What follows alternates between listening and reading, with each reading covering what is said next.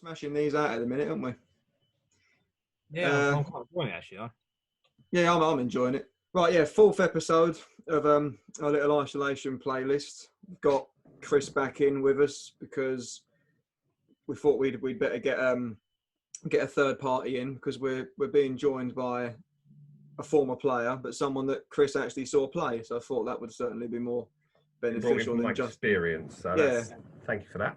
The experience pro. You can be the Sean Goater of the podcast. Thank you very much. We've got Roy McDonough, Red Card Roy, and to be fair, from this point on, I'll let Chris rattle off some of his achievements. Yeah, Roy played for us twice and also for the lot up the A12 twice as well. He's been described as the 3rd Division's Michael Douglas. Roy the Ravers was the headline that accompanied one story about him. He's been dubbed Britain's wildest footballer, 22 red cards during his career, and just a really nice geezer. And looking forward to having a chat with him. You might not think that actually, to say 22 red cards in a career that went 70s, 80s, 90s, I believe. Because you've got to think then that was hard to get sent off in that era. You could get away with a lot, and he got 22 red cards. But and you might sort of look at that statistic and think, oh, this bloke's a bit of a knob, but couldn't be further from the truth. Lovely fella, doesn't know me, doesn't know Eden. I know Chris, you've met him once or twice in the past, but yeah, just a lovely fella. So yeah, here we go, Roy McDonough. Hey, Roy. Red Card Roy. Red Card Roy.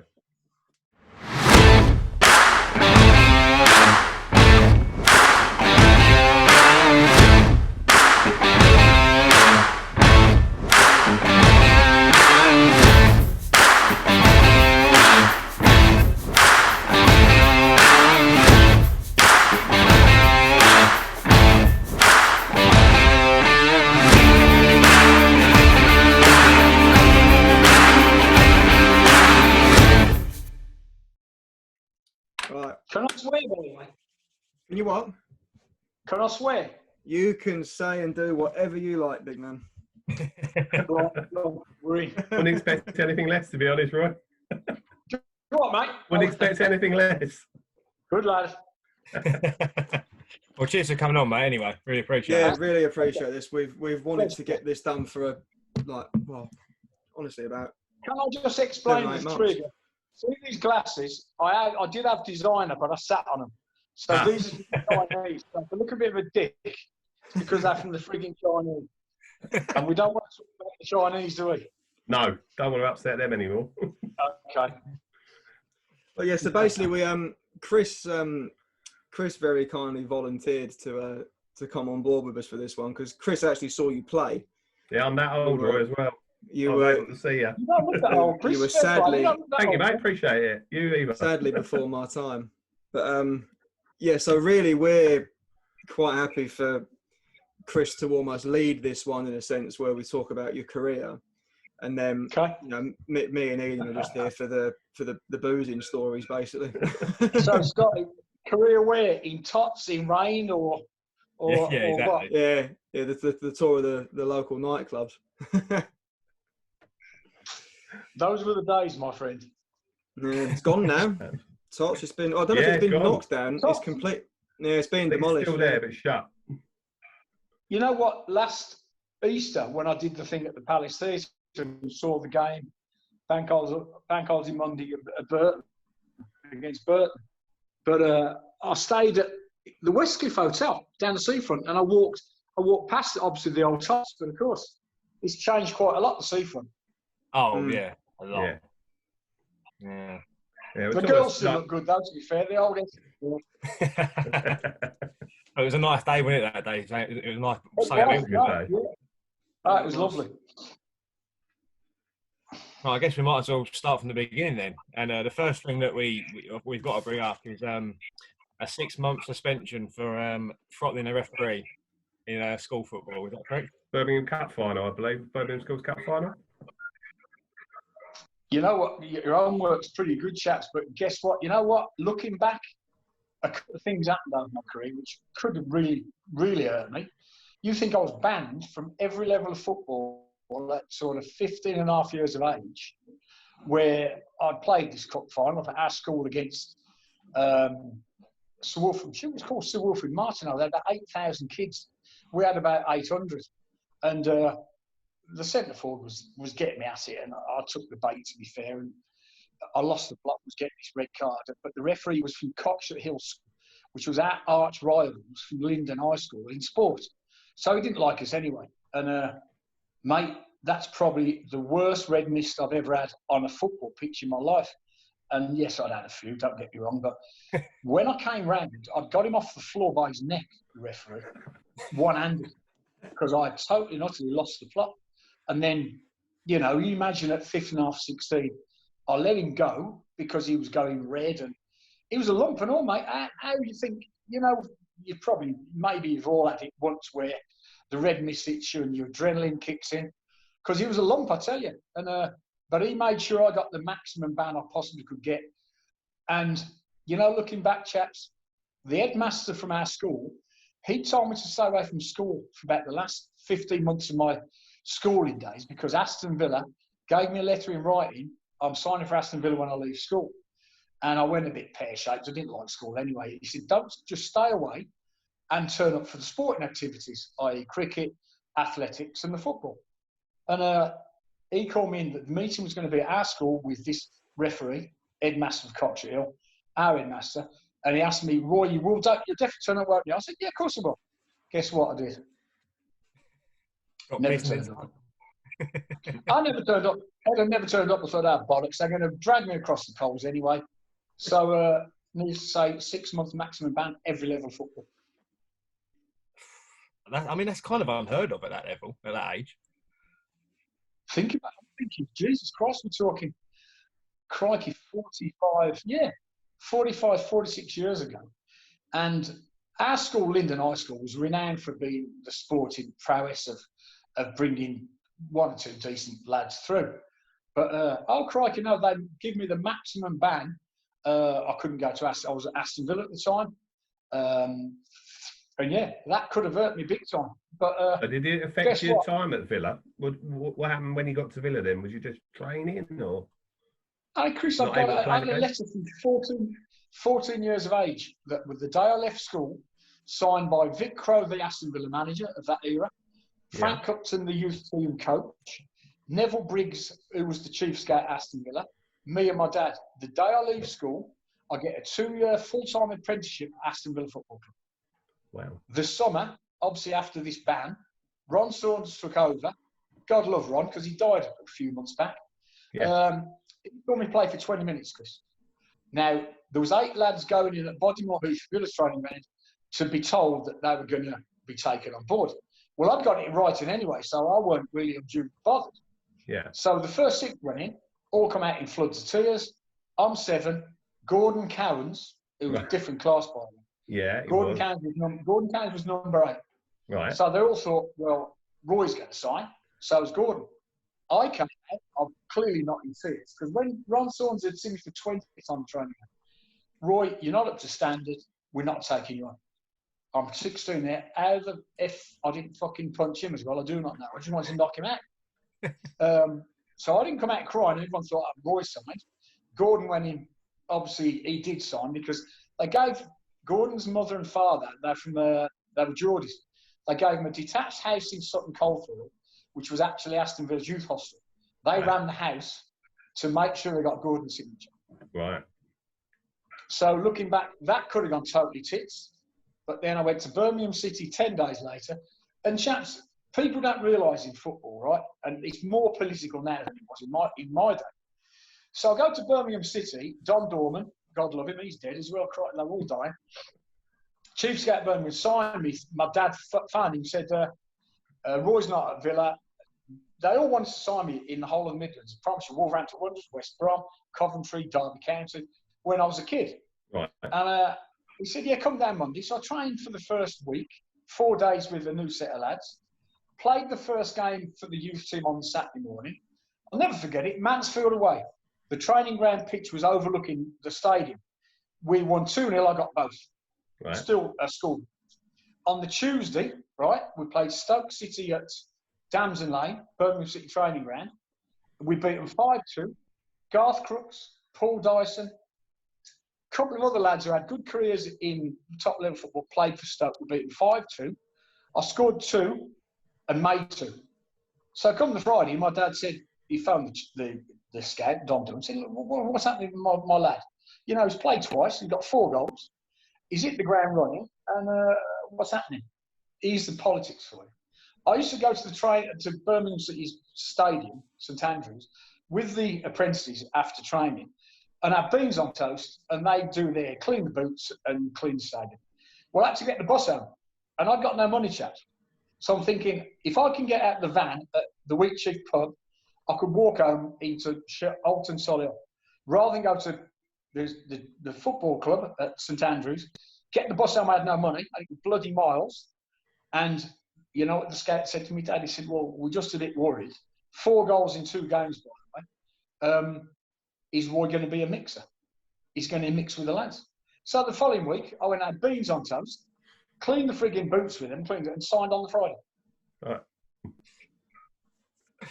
So when you think, chaps, what absolute fucking nonsense is Roy going to mix? You've played football since you're 10, so you're mixing with teammates, and of course you're going to mix because you have to.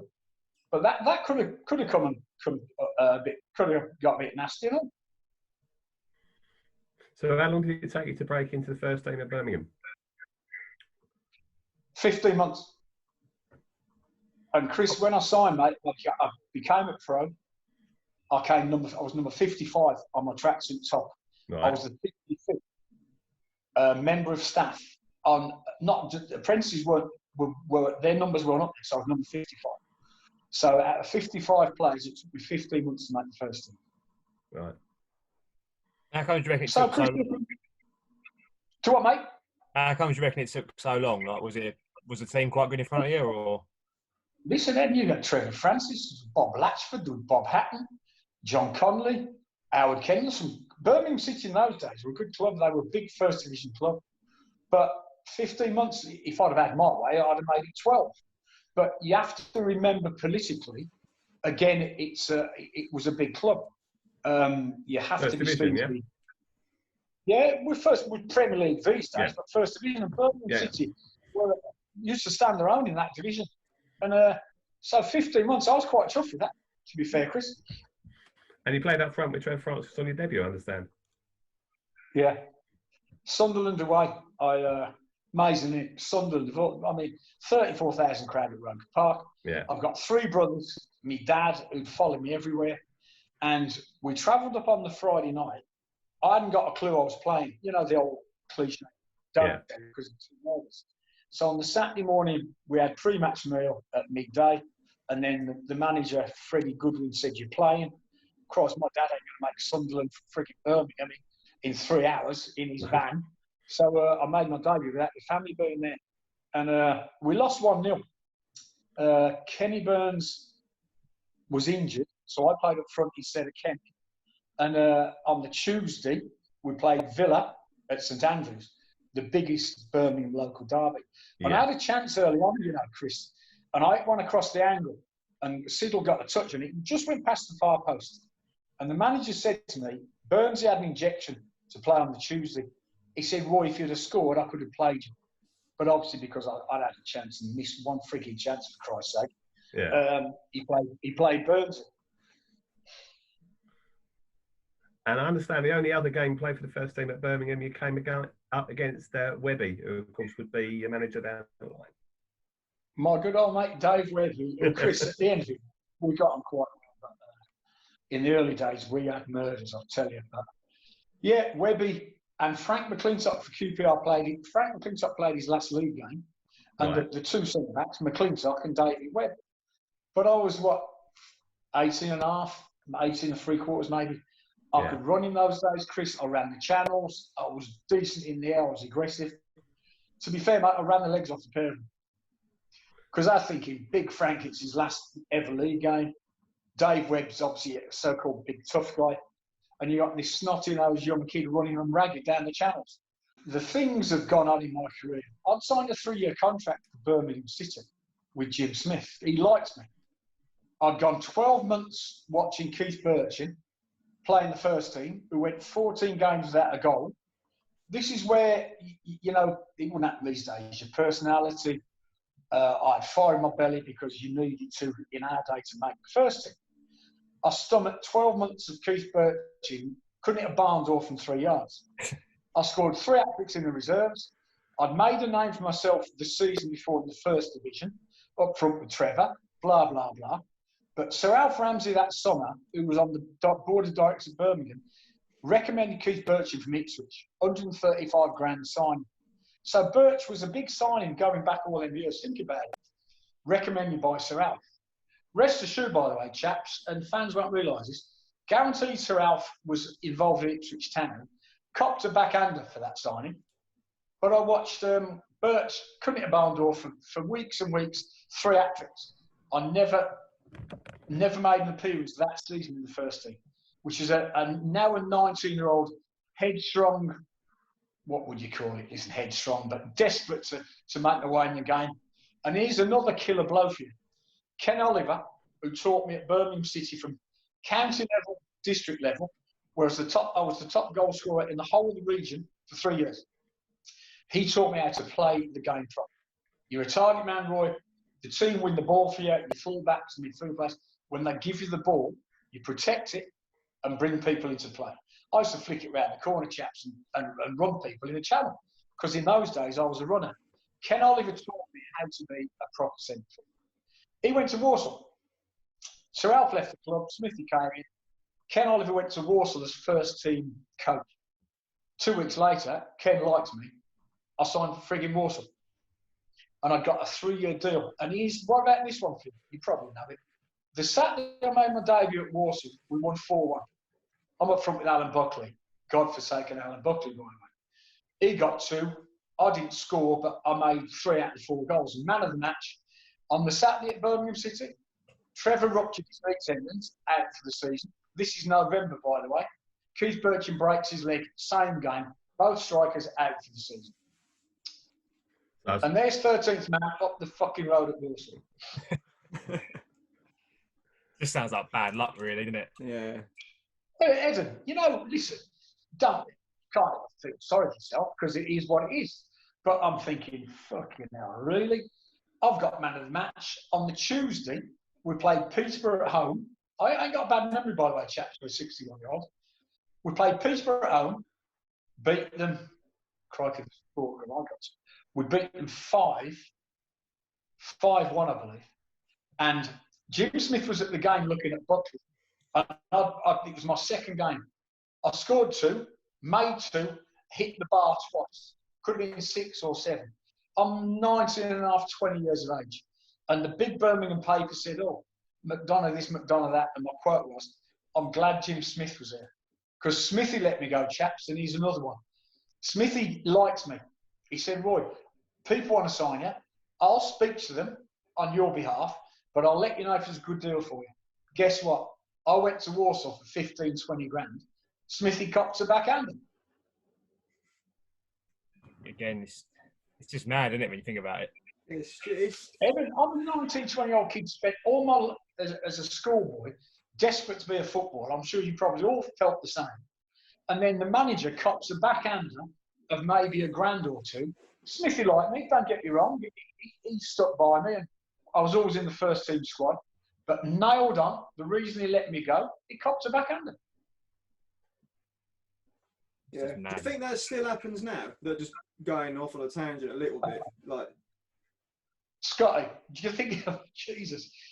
See. No, the only reason I say it like that is because of the way the media is now, where like you can't fart these days without somebody like having a phone in your face or something. So I'll rephrase it. We know it's happening now, but how are they getting away with it? How do you think they're getting away with it? Scotty, think about this, mate, and it's quite shocking. And they changed the rules a few years back. Alex Ferguson's brother was an agent. Sam Allardyce, good old lovely Sam, biggest bag of shit in the game.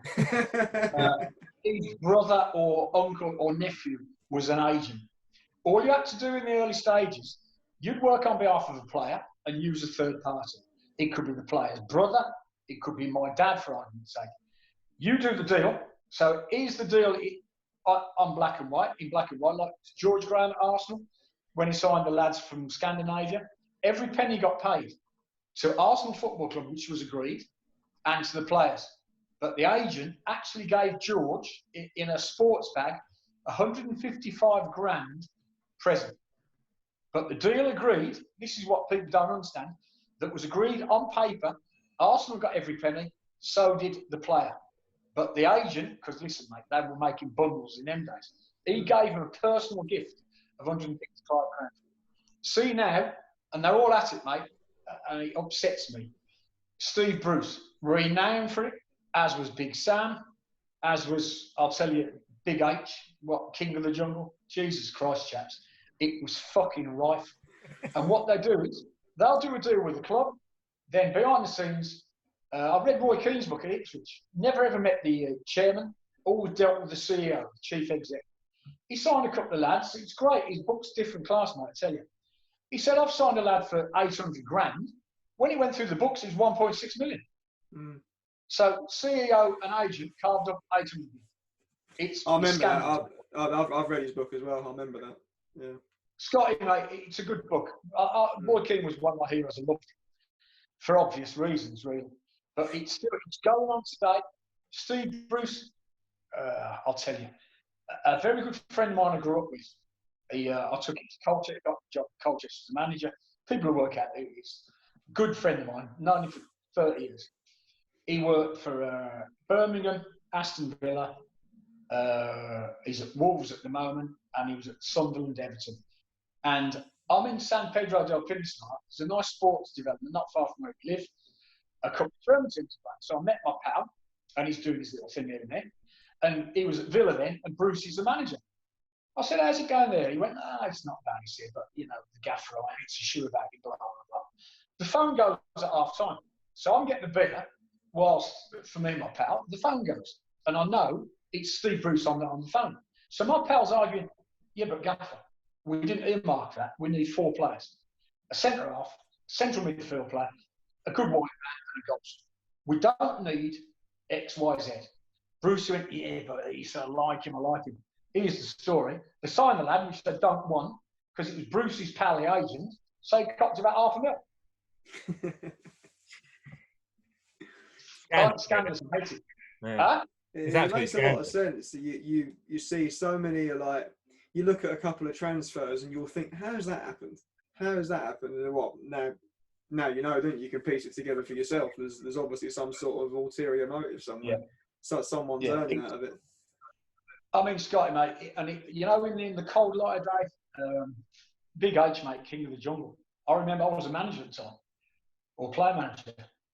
On the Tuesday morning, him and Frank Lampard Senior, good old Frank Lampard, I loved him, tried to skank Bobby Moore's job off him.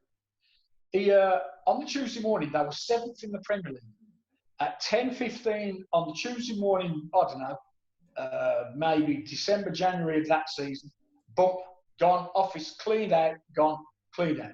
Because they knew King of the Jungle and his mate would take him back on.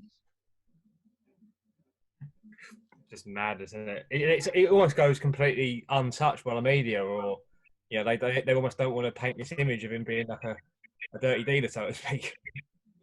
Listen, well, he didn't like it that time that someone called him it, did he? The match of the day journalist said you're a wheeler dealer. He lost it, didn't he? Yeah. Completely lost it. You know what, Scott? Think about it. At Southend, everyone loved Barry Fry.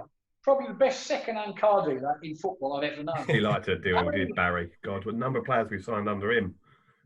Hey, Chris. 13 or something coming in one hit. He seriously, even when he was in the conference, the geezer doesn't know the game, I promise you. But he can wheel and deal. You sit down with Barry and go about, is it 4-3, 4-3-2-1? Is it 4-4-2? Is it 3-5-2? Why would you play that system with your players? Well, you play it because it suits them and it's playing to their strengths. Barry, he'd go, what? What, a Ford Cortina? Or a Ford Corsair? 250 quid. He hasn't. Promise you, mate, he don't know the game. But he could wheel and deal it. And guess what? In every deal, go on, Bazza, Southend United, you know the big Stan Collymore deal? Big Stan, and Barry was there, wasn't he, at the time? He was. Colin Murphy bought him, and then Yeah. Barry obviously sold him when he went to Forest. I remember seeing a programme. He lived in Bedford, Barry Fry. He'd just left Barney Football Club. Mate, his house looked like he was in Hollywood. Come on. I think I remember the programme. It did. It really did. Remember? Yeah. Hey, Chris, him and Big Stan Flashman, the big fucking ticket tag. Unbelievable, mate. Unbelievable. And I say, Chris, why I get the ump about this, in the cold light of day, sitting with the Southend fans at Burton last Easter Monday, mate, you cannot take the heart out of the football fan and the club, because it all comes from the heart. And then 100%. Sitting with them, you realise just how much it means to them, whether they know the game or don't. And you've got these dirty, smelly fucks going around raping the fans, taking money out of the clubs. Absolutely right, mate. Absolutely right. Yeah, it's true. It's true. I'm laughing at it, but it's true. It's horrible. It's true. There's a penny. There's a pound to be made somewhere. Someone will have it out of your back pocket when you're not looking. 100%. And you know what, Chris? What kills me? Did you? I bet you watched it for 10 minutes. Big Harry, King of the Jungle, Sandbanks. Did you watch it? No, I didn't actually. But my God, he's got a gaff though, hasn't he? Chris, what? Listen, watch Afterlife. Ricky Gervais. The CUNT is not a great word. Ricky Gervais and the people in that programme. CUNT, mate, they time it perfect. Big Harry, King of the Jungle. What? Not a fan then, though. Huh? Not a fan then. He left me a couple of plays once at Colchester. Some good old action. How's it going, big man? The Good Friday, I saw Southend play Walsall. They're both fighting to stay, weren't they? And guess what? I've gone in to meet Crowney in the director's box at half-time at the Bescott Stadium. And who got? I see Ron Martin. Hello, Ron. Looked like a fucking ice cream because he smacked his head and hadn't he had an operation. Had all the bands on his head. Then who comes out? Big H. And he made a right fuss. I had a couple of pictures with him. But Chris, mate, I couldn't have half a lager with the geezer because he's corrupt. He's dirty, yeah. Yeah. Whilst I know we were going like way off track here, but on the topic of Harry Redknapp and that spell towards the end of last season, that Walsall game, may as well talk about Harry's mate Kevin Bond. What did you think of him? You know what, Scotty? I was talking to Ron. I spoke to Ron on several occasions, and I was all up for leaving lovely sunny Spain. I've got a great job here. My wife works the same company, comes direct. We get well looked after because we do a decent job. I'd have turned it all in to come back to take on the Southend. There's a couple of jobs I'd do. Southend, Colchester. I spoke to Lingy about the Lake Lorien, but, poor Justin, God love him. There's only a couple of I'd consider. And then I saw Kevin Bond at the best stuff. He looked like a fucking male model Scott in the touchline. Kept looking at him. His hair was perfect. What a twat. What an absolute And I don't want to sit there and see a club that was close to my heart, fans with different class up there that Friday. I stayed in the hotel, Scotty, that backs onto the ground. So before the game, I had a few beers because I did the dinner the Thursday night, so I'm having a few beers. And what was a touch, mate? All the Southend fans drank in that hotel and the gardens. So I'm talking to the Southend boys, and like you said, Scott, Kevin Bond. I said, are you fucking serious? And then watching him on the touchline, I thought it was a disgrace. That you're fighting for your lives. Absolute disgrace. Then I see him on the Monday against Burton Albion. I'm sat with Davey Martin, Crowney, Jason Cook, Bernie Friend who wrote the book, all big Southend people. I'm going, look at this. And he keeps looking at himself and he gets out and he looked like a male model. Well, nah, didn't fit.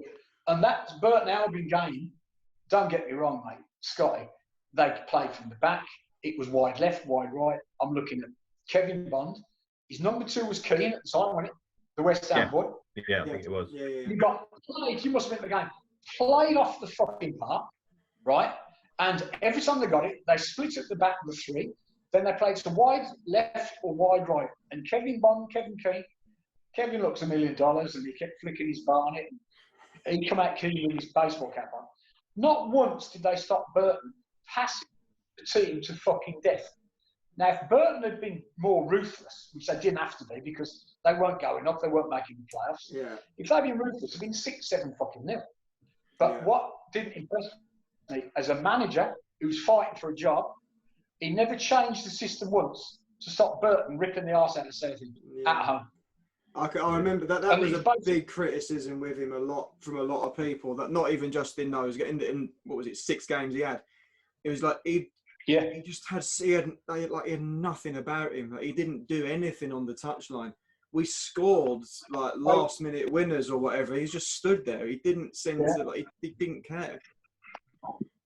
It was such a bizarre appointment. When football's in your blood, remember him as a player. He was a nice guy as a player.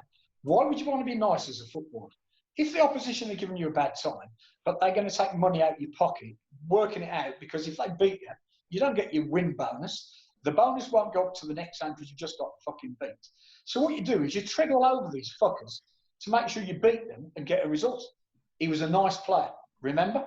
Same as a fucking manager. I said to Ron Martin, spoke about 2 or 3, I said 2 things. Chrissy Powell, one thing with Chrissy, lovely lad, great player, you're too fucking nice. When he sacked him, I spoke to him 2 days, he said, Roy, you were bang on.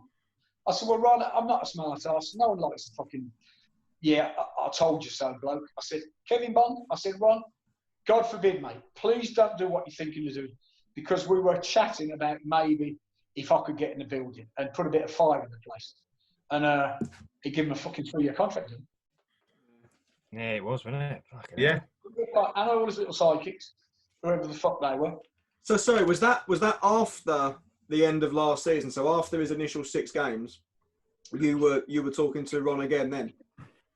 Yeah. And before he gave him, what was a tough Scott? You think about, Birmingham City when the 2 lads got injured, and you look back, I would have left. I'd spoke to my Lizzie about it. I said, look, I'll go back and have a go because I know I can do it. I'd have put some fire in the place. The fans would have liked it genuinely because there'd have been a bit of blood and guts, but you can do it at that level, and a bit of passion, the old cliche passion, to win some football matches. And I was going to turn in Spain to come back. And it was a pretty close call. But then at the end of the season, once he'd stayed up, he was only going to go one way, wasn't he, Ron? He had to give it to him, I think. And well, yeah. We were all fixed at the time. We didn't necessarily want it about it, but it was a case of, I suppose he's earned it by keeping us up, but he kept us up more by luck than judgment, if I'm honest. Chris, who's the lad who's gone to Australia for centre forward? Coxey. Decent, so, mate. I would think, looking at him, the 2-3 games I saw, him just give him the ball, big heart, a bit old-fashioned, ran the channels. He probably kept you up.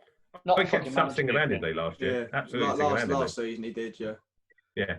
And then you know what? Then all of a sudden you get this big lump come in the building, worth 55 million. It's got a 25 million pound gaff on the side of the Thames, and he lets the kid go.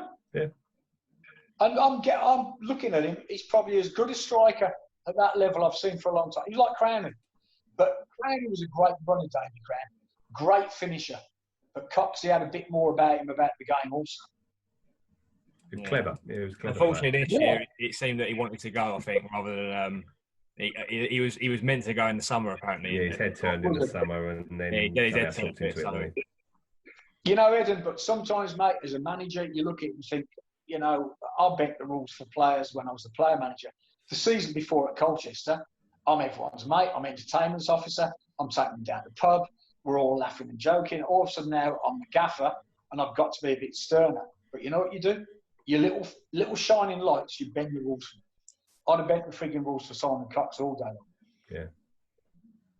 Because you have to. Yeah. Yeah, it's true. Anyway, if we go back to Walsall. Yeah, sorry, Chris. We've got a few to get through yet. I had to, I don't know where I went with that. I can't remember what I asked initially now, but we've flown right off now. Listen, we can veer backwards and forwards. It's fine. Obviously, you was at Walsall, and I remember reading in the book that you kind of and this is what I said to the boys about yourself. You didn't perhaps get the appreciation from some supporters that you deserved, because you created chances for others. And you mentioned about, I said about winning the throw-ins. I remember at Southend, down the touchline, win the throw-in, Roy flick it on, work it, go again, into feet, playing it around. You wanted to do a cantonade on someone at Walsall when you were celebrating promotion and they still weren't happy? To be fair, I think my dad, Chris, did it instead, because I don't know if, I think it's mentioned, and I'm sure Bernie put it in the book. After we won, we got promoted. My dad got arrested and was in the nick. So the chairman of Walsall had to go and bail him out. But, you know, Chris, it's probably almost a story of my career. When a lad walks on the pitch, I was 9 or 10.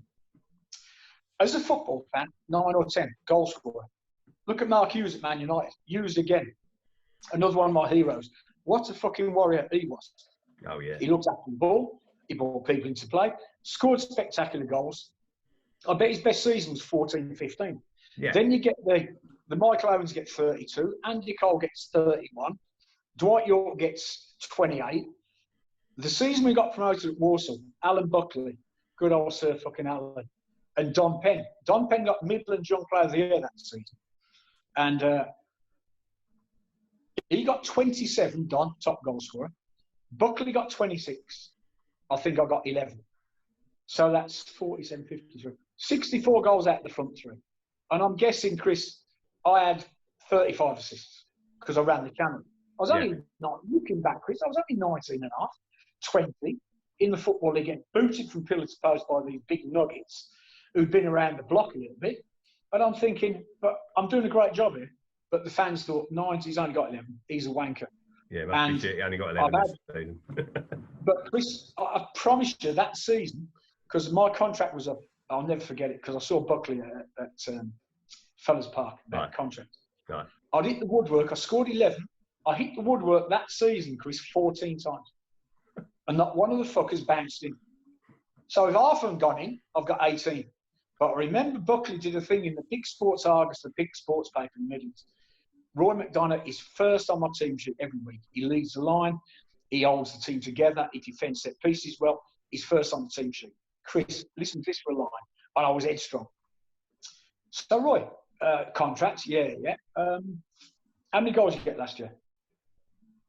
So I promise you, I looked at him. His number 2 was called Bert Johnson. Looked like fucking Uncle Buck, not Uncle Buck, Uncle Geezer off fucking Only Fools and Horses. I looked at him, I said, yeah, Uncle Albert. I said, sorry, what did that? He said, how many goals you get? I went, go fuck yourself, stick your club and your contract up your arse. Never spoke to him again. Fact, because I'm thinking he's taking the piss. Yeah, so much more. So basically, it kind of set us out. Absolutely vital to the team, but not necessarily also always appreciated. So then West London came calling in, yeah? Well, Chris, hilarious, mate. And then I met the Chuckle brothers, Bobby Gould and Sir Jeff Hurst. He didn't want to let me go. And this brings back to Webby, Chris. You might remember this in the book. I met Dave Webb on the M5 on my own, my Dolomite Sprint, good car Dolomite Sprint. You were too young to remember one of them. And I met Webby on my own at, I can't remember what it was called, Corley on the M5.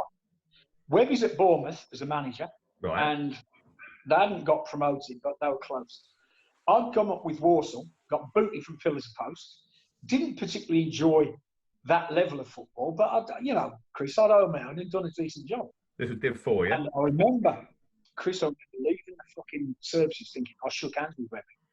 He was going to give me a 10 grand signing on fee, which going back was a lot of money in them days, a decent wage, but fuck me, to drive from Birmingham to Bournemouth, fucking throw that game. Didn't fancy it, but I shook hands with him. Then a day later, Ron Stewart, who was at Chelsea, one of the chief scouts, ex-manager, he spoke to Walsall and said to Buck that Chelsea were interested. Buck was fucking so anti because he'd make him look like in the Birmingham paper. He don't want to sign me. I won't talk to the geezer, and I'm going to sign fucking Chelsea. So cut the story short, I met Chelsea. I met Sir Jeff, who's now Sir Jeff, and fucking the 2 Chuckle brothers in Bobby Gould. And I signed a 4-year deal, Chris. I thought, lovely, now back in the big time. They're in Div 2, I believe, yeah? Yeah. But what a fucking shambles. Yeah? Sir Jeff, Bobby Gould, Chuckle Brothers. Mate, probably the two worst managers I've ever played, or management team I've ever played on. And here's another one for you, politics.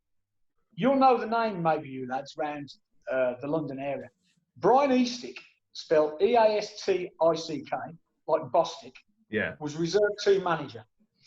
I signed for Chelsea, 4-year deal. And he came in the office when I was with Sir Jeff. And they were top of the combination at the time, Chelsea. And Sir Jeff said, right, Brian, he's a big lad, he's playing Saturday. And he looked and thought, he don't like the sound of it, because his team were top of the combination.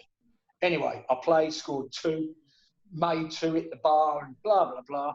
Ripped it up, Chris, because 2.5 years before, I'd made my name to make my debut in the first thing at Birmingham City in the fucking combination. Yeah. Then I've had 2.5 years getting booted from field to post in the Football League. Yeah. So the combination to me was a piece of piss.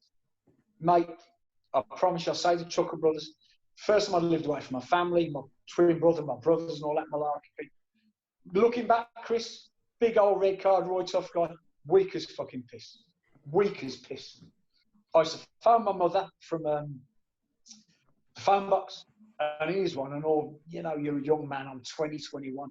I'm in digs all of a sudden, not Kings Road, lovely hotel, but she's about 32, got 2 young kids, and yeah. the geezer was from Birmingham, a builder. So I'm thinking, Chris, she's a bit of a sort. You never know your luck, you know. She's a landlady. You've read all the fucking stories, haven't you? I appreciate it. With Rod Stewart. I'm now in digs, not a nice hotel on Kings Road. She got these fucking polystyrene, these crimpling trousers pulled up under her tits. She's about 18 fucking stone. And I'm thinking, fucking, she'll all watch me eat dinner. I thought, if I don't take my off, she'll have half my fucking dinner off me. So, chaps, it wasn't a great fucking period of my life, genuinely. Yet it should have been. Yeah. But, you know, and here's another quick line for you. So I've scored about 85 goals in 6 games in this combination, right? I'm ripping the arse out of the combination. And on a Monday, I've been back to the Midlands. As soon as the game finished, I was in the car, straight back to my dogs around bonkers. Straight back to the Midlands with my brothers and family, going out boozing. So on the Monday morning, I drive back at 6:30 in the morning to the training ground by E04 Airport. And guess what? Close of play at end of training. All the players had gone because they couldn't live round the football ground. Sipson Lane, it was called, the training ground. So I'm in the showers on with Jack Jones, as per usual. What the fuck am I going to do today now? I'm on my own. Who walk in the showers? The Chuckle Brothers. Sir Jeff and Bobby Gould.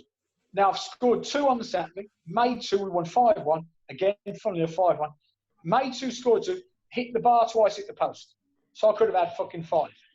And so Sir Bobby and Sir Jeff and Bobby saying, so, how'd it go, Roy? All right the weekend? I went fucking thinking, they must have heard. I've ripped it up here, and all the crowd at the reserve game, they've got about 8 games without scoring the first team, saying, how'd it go? I said, what, haven't you heard? They went, well, no. I said, well, I got 2. Hit the bar at the post, made 2. To be fair, I don't know if you heard, the crowd was singing my name, put me in the first team. Chris Easton wasn't even reporting on. Now, if I saw the game tomorrow, Chris, I'm 6 foot 61 and going on 60. If I see him tomorrow, I'd not spark. That's just crazy that a first team manager doesn't know what's going on around the club. Just nuts. Hey, Christopher, here's another one for you. I've got the picture, and there was a big publicity stunt about Johan Cruyff signing for Chelsea. Monday night, Tuesday night, my dad came with my twin brother. Johan Cruyff's playing, Robbie Rensenbrink. And Chris, I only thought of this the other day. A lad on Facebook put a picture up. I'd never even thought about having a picture, but I've now got it in my house. It was me and the world's best player. Right. Think about this. So I walked to the dressing room and I'm thinking, I might be on the bench, whatever. Erskine names the team. Roy McDonough, number 6. So I'm playing centre half, thinking, fucking hell, Rensenbrink's a bit of an handful, and Cruyff's half decent.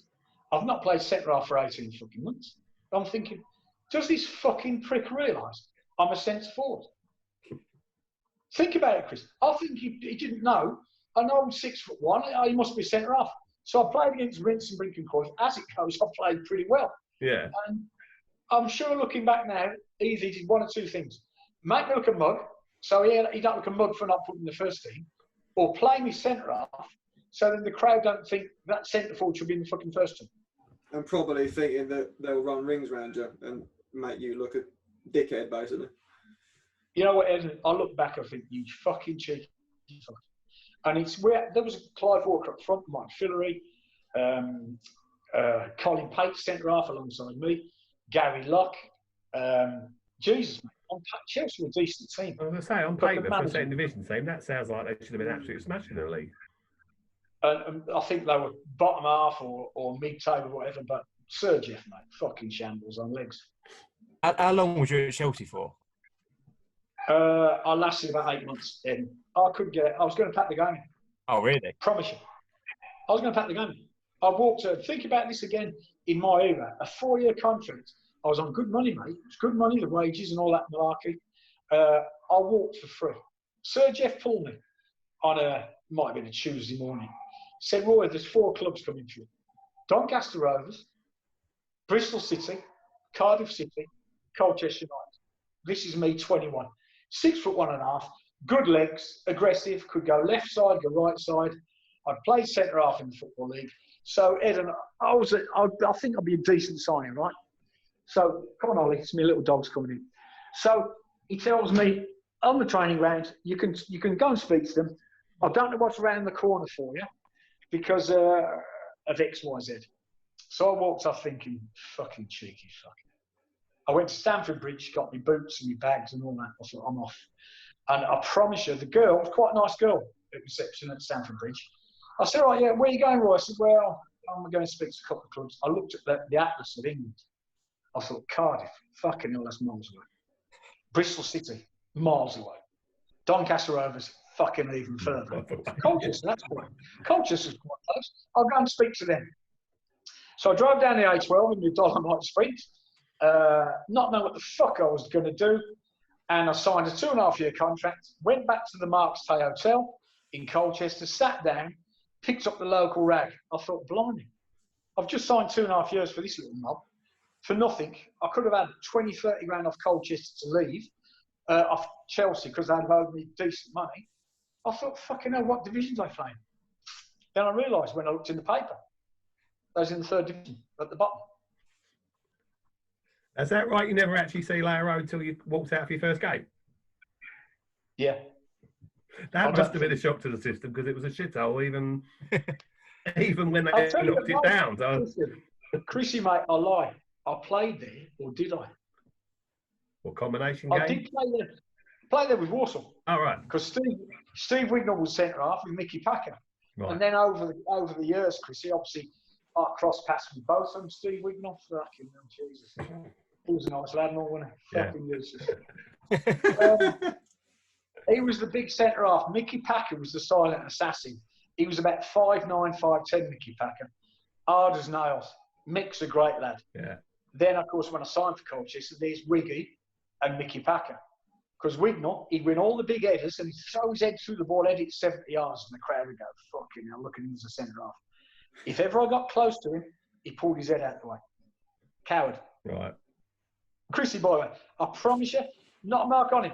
We have a pretty boy for centre half, and I remember as a teammate thinking, centre back's always got a flat nose. Look at Steve Bruce, mate. Fucking hell. He's hit by a double decker this 3 times. But good old fashioned proper centre half. What was it like at Colchester the first time around? You know what, Chris? When I drove, here's another thing that went down the A12 thinking, fuck this. As a kid, my brothers, I had sacrificed a lot to want to be a footballer. I had one girlfriend at school. Was shagging at 13 because that's what you do.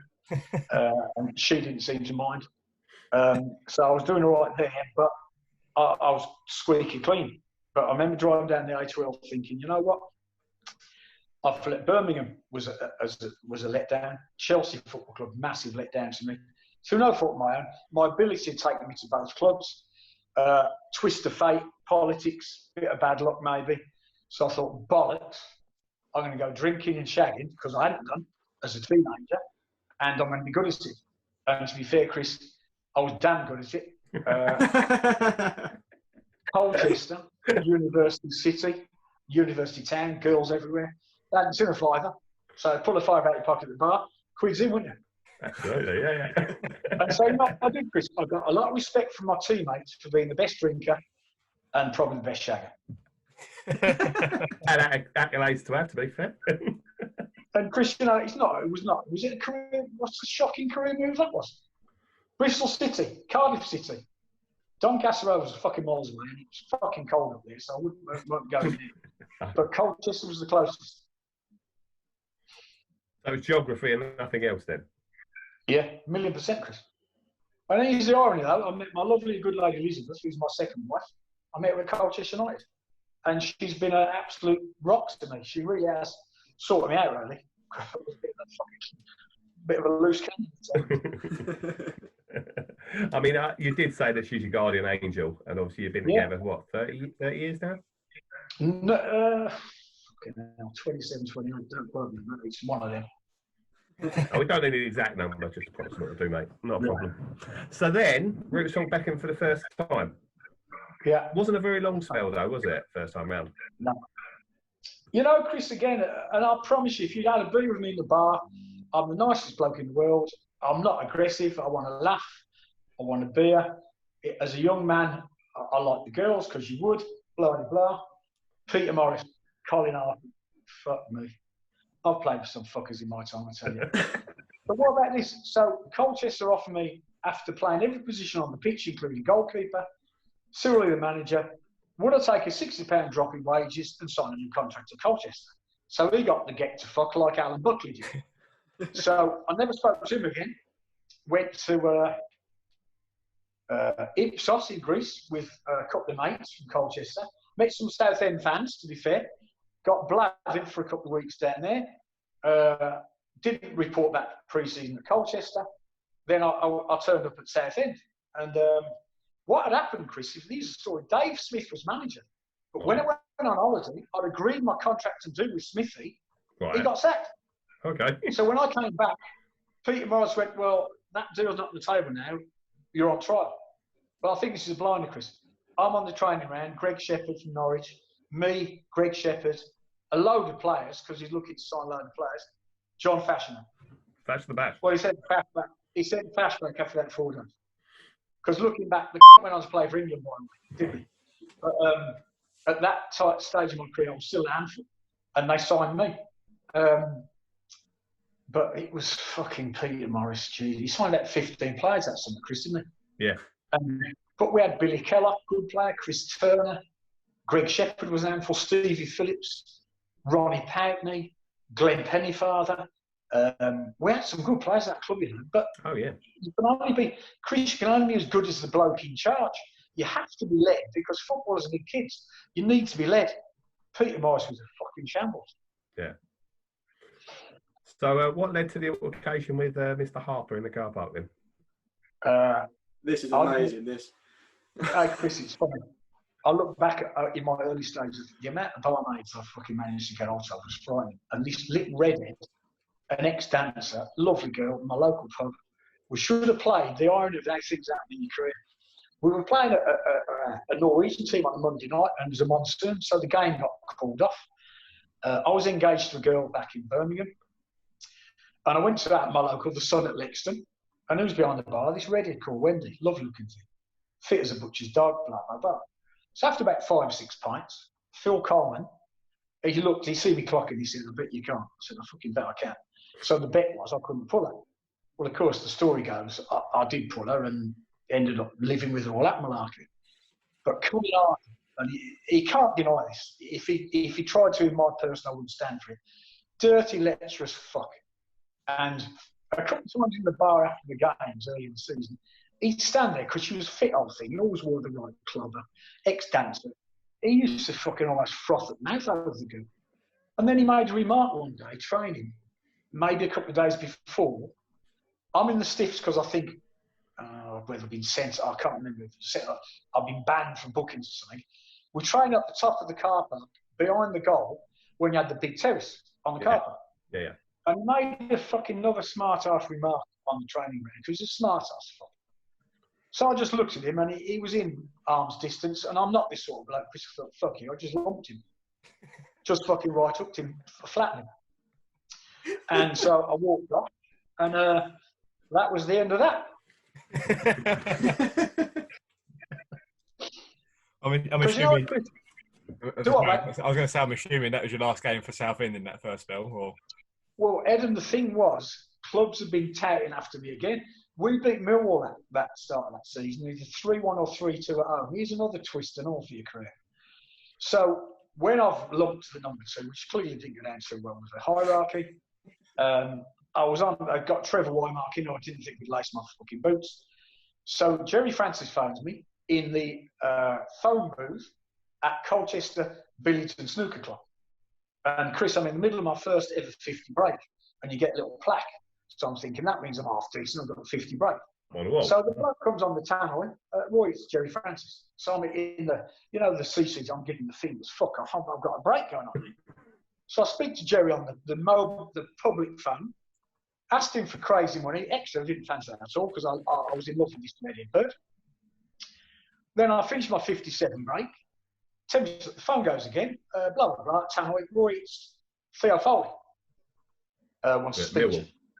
Millwall, because we beat Millwall early in the season, 3-1 or 3-2. I got 2 big boy headers, Chris, far post, and bashed up their centre halves, genuinely. So I go down the public phone booth again. It's Theo Foley. So Roy, George wants to speak to you. I said, Theo, I just spoke to Jerry Francis. I know you talked to Jerry in Exeter. He said, but George wants to speak to you. And again, being the agent that I am, I went, Theo, can I ask you, does George want to sign me? Or does George just want to speak to me? Because I'll give Jerry my word. If he gives me, going back there, 15 grand cash sign-on fee, tax-free, the club paid the tax, all that malarkey. I'll give my word. I'll sign for him on Thursday and make my debut at Leighton Orient Saturday. I said, so does George want to sign me, Theo, or does he want to speak to me? And he came back, Theo, this is the assist management. George wants to speak to you. So what do you do, Chris? 20 minutes later, the phone goes, it's Jerry Francis. Yes, Jerry, I'll come down and sign. But Chris, guess what? A lot of money at that time. University again. Girls fucking everywhere. But I understand Peter Morris got sacked like literally weeks later. So I know. Could have played out different and you'd have stayed put. Chris, listen, the twists of fate in your career. Genuinely, I went to Exeter, I'm thinking, university, a couple of good-looking lads, Stephen Neville, Keith Fine, good players. On paper, mate, what team around at Exeter? We're better off the pitch, to be fair, in the bar. Right. All I'd say, Chris, the university girls were very thankful when I left. Not a great career move, trust me. So was it Cambridge after that? Yeah. Danny Greaves called me. Right. Danny, because, Danny, I've been doing it, same thing. Yeah. Cambridge, John Ryan, another fucking absolute winner. The old Norwich fullback. Yeah. Man City, I think. Yeah. Great player, mate. Great on the training ground, pinging balls everywhere. And listen, I'm no hero, Chris, but I know what it takes. I've been a manager and a player manager at the end of my career. I know what it takes to be a decent manager. John Ryan's fucking useless. And you know what? They actually put it in the press. They signed me and the lad called Alan Comfort from QPR, left winger. He's the one who ended up being a vicar, wasn't he? Yeah. Yeah. Oh, fuck me. The God's The Reverend Alan Comfort. That's it. Ex-Orient, yeah. Should be Reverend fucking David Moyes and all the fucking dickhead. But honestly, on paper, we looked a decent team, but we were relegated by fucking January. I think one of the worst teams in Cambridge history. But on paper, we had a good time. So guess what again, Chris? The leader, the gaffer, it all stemmed from the top. Yeah. Because players are great looking for excuses. Well, that's what he said. Modern day players now, they play to the last second and dot of instruction.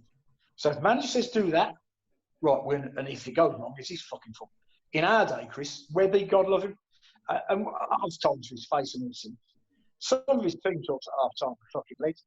So me, Clarkey, Roberts, Davey Martin, listen, pull the younger lads like Justin Edwards, the Dean Austins, listen, Gaffer's fucking talking shit. Look, do this, but don't fucking cross us here because it'll come on top of you. We'll do it that way. Then, of course, at the end of the game, you get the big thumb up from Webley on the team coach going back. Big fella. So, what happened there second half? Well, Dave, I just thought maybe if we'd have done that there, give a bit probably we'd better for the team. Yeah. He said, well, we got the result, didn't we? I went, yes, Gaff, of course we did. Because he talked shite at half time.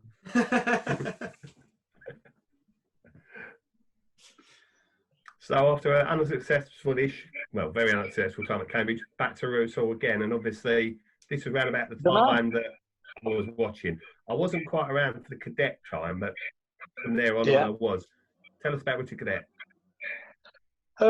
First of all, Chris, before Sir Bobby Moore, just legendary. I signed a 2.5-year contract for Sir Bobby Moore. When I walked out of the office and got my card, I didn't know what I was earning. Never even spoke about money. Just had to sign for Sir Bobby. Yeah. Just had to sign for a different class. But Richard Cadet, Alan Buckley was bad. And check Richard Cadet's career when he left me. Oh, absolute garbage. But Sheffield United and Falkirk and then fell off the map. And you know what?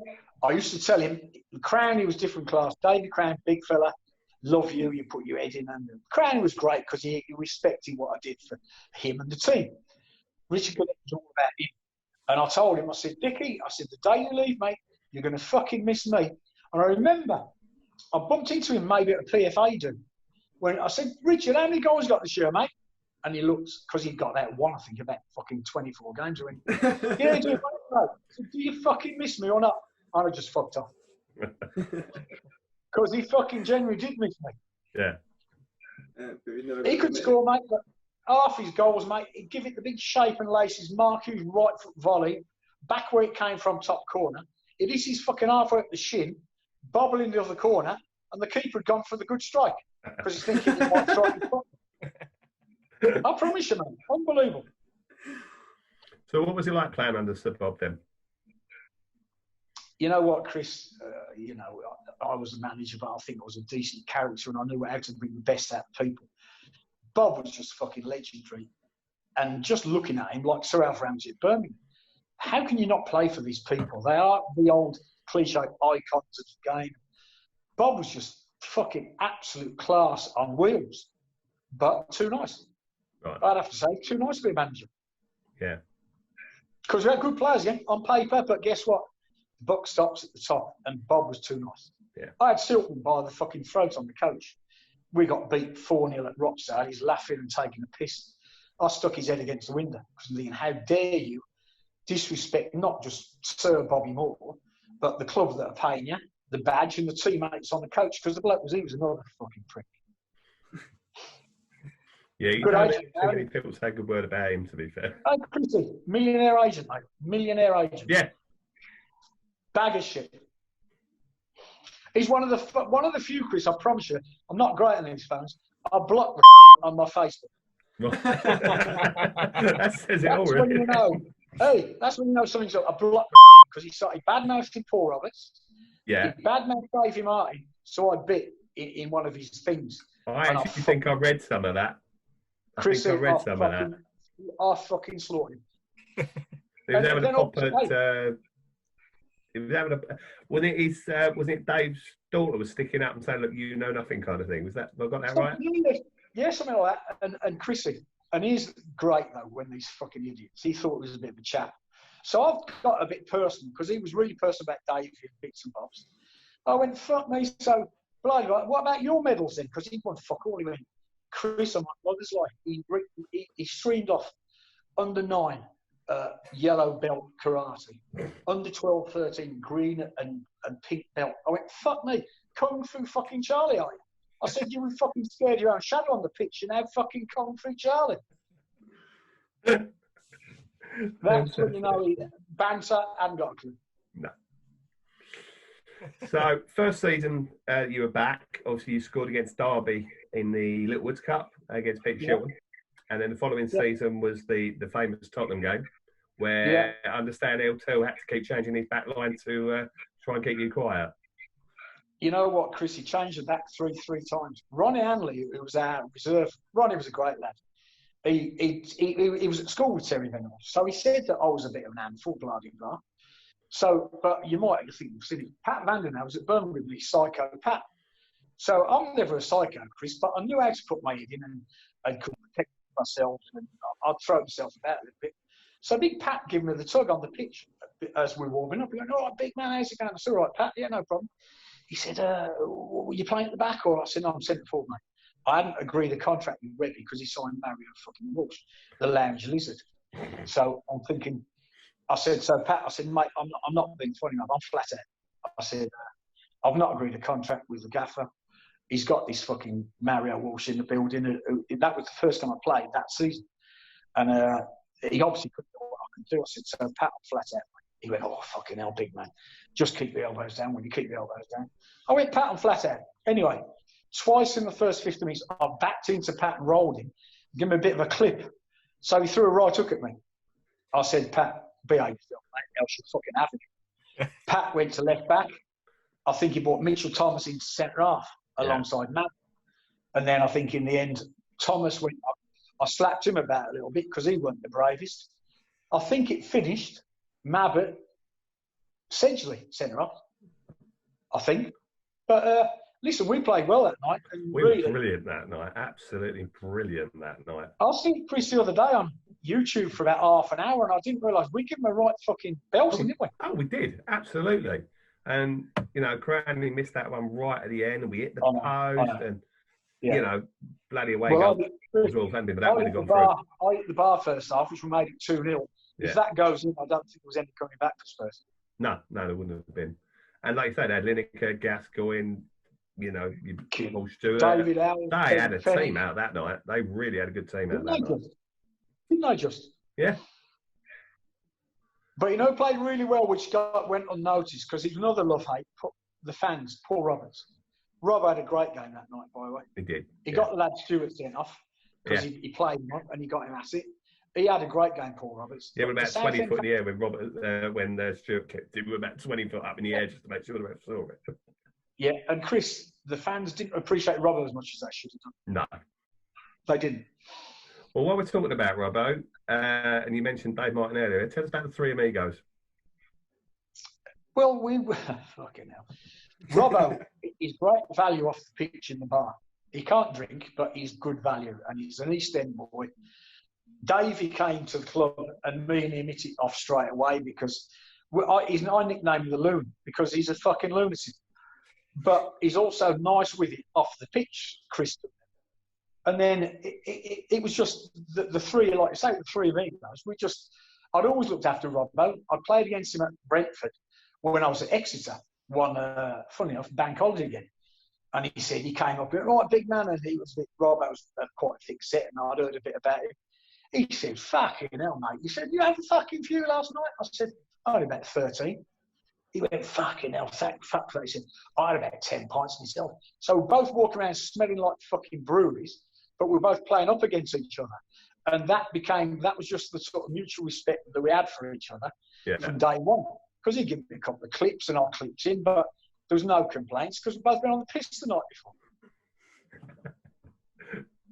And I understand Robbo was quite good for bringing a bit of gear in the dressing room and flogging dodgy suits and stuff like that. He had that era. It was fucking Dave Webb. I promise you, Chris. We was in the players' bar at Roots Hall. There's Vic Jobson, the chairman. Davey Webb trying on these nicked suits from the Strand that Robbo's mates would nick, and they'd nick to order. Chris, in the end, they would nick to order. They would nick our sizes to order. Gucci, Yves Saint Laurent, Boss. We're the best dressed team in the fucking third division, mate. But Robbo's mates, they eventually got nicked, so they got put away, so that ruined that. But I promise you, one game afterwards, big black fucking bin liners, Vic Jobson and Webb were trying on suit jackets in supporters' bar after the game. Fucking red hot stuff. And there's the chairman and the fucking manager trying on the mood again. That's when it was a club, mate. It was a proper club in those days. Yeah. Obviously, you made Cranley signs as well. And I have to say that you were a fantastic partnership together. Tell us about David. Well, Chris, Cranley was tailor-made for me. He'd bend his runs, he'd run down the channels. But listen, what fans wouldn't understand, when I wouldn't sign a contract with Weatherly, he signed Mario Walsh, who was 6'2", a bit bigger than me. But Dave Webb, Southend, Chris, Paul Sampson in goal, and Stanners was there. Every goal kick, every free kick in our half, every throw-in was aimed at my head. I said that, didn't I? Every throw-in down and I had it right. Yeah, I'd head it, Chris, and we'd flick it on. People were running behind. Very simple, basic stuff. You ain't going to lose many games because you're hitting long balls into the attacking half. I'm heading things on, getting in behind things. I mean, Chris, it got to stage where if there was, you remember this, if it was throwing on the right-hand side, maybe 25 yards from our goal, I'd trot down the touch line, flick it on, blah, blah. Then it might go out the other side of the pitch because we're from the side of crossfield ball. They'd have to wait, the left back, till I ran across the whole side of the pitch so I could throw it down the line to my head again. That's it. Frightening, but working it out, basic stuff. Seriously, hit the big fella, get bodies, Peter Butler, Glenn Pennyfars, win the knockdown in the attacking half. We had Martin Ling out wide, we had Martin Robinson out wide. What a very simple, basic way of playing. Davey Martin winning knockdowns, aggressive in midfield. We'd be hard to beat. And also then, if the centre-half don't fancy me, and Crowney always had the pace to outlet the other centre-half, we're going to cause teams problems, mate, weren't we? Oh, yeah. And we did. Oh, yeah. You were a brilliant partnership, and that was a tremendous team we had there. Obviously, stayed up the first time, and then went down last day of the season, I seem to remember. But then, of course, that then set it up for us going back out of Division 4 when we won up at Peterborough, I think. Yeah. Yeah, I was fucking hell. We beat Stockport earlier in the time. We flew to Stockport, and we won 2-0 to get promotion. And then the next time, we played Peterborough away. I sat in the crowd, and big red, I was in tears, mate. We won 2-1. Crowney got both. I couldn't fucking play because I was suspended. And I remember going in the dressing room, and the lads were all waiting for me. God love them. Robbo and all the lads were waiting for me, throwing beer at me, and I couldn't even drink a lager, mate, because I weren't part of it, because I didn't play. No. So after that, obviously Ian Benjamin had arrived at the club, and Andy Answer, Crowney left. Yeah. And then obviously, understand he was asked to stick around to try and help suit the sub and guide things on, but then Colchester came knocking. Yeah. Well, Chris, it was your twist of fate in your career. Ian Atkins, who I grew up with, I got him the player manager's job at Colchester. My contract was coming to an end again. Funny enough, the irony again, Mario Walsh got signed by Ackers at Colchester because the Colchester chairman, Jonathan Crisp, had heard about my so-called reputation. You're not getting him back, blah, blah, blah. Well, they did. But Webber did me a big favour. He said, look, Roy, if you can stick around, the irony again, he said, do you want to play up front or centre-half? I actually said I fancied at that stage of my career being centre-back. And looking back, I weren't bad at the centre-half. He got John Cornwall. Was Clarkey still there, I think? Yeah. Andy Sussex. He had some good lads.